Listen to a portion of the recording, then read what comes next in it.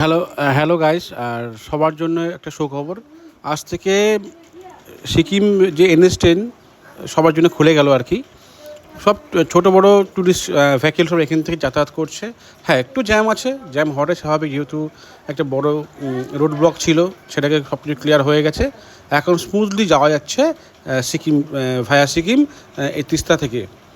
মানে যেটা আগের যে ব্লকটা ছিল সেই ব্লকগুলো সব খুলে গেছে আর কি।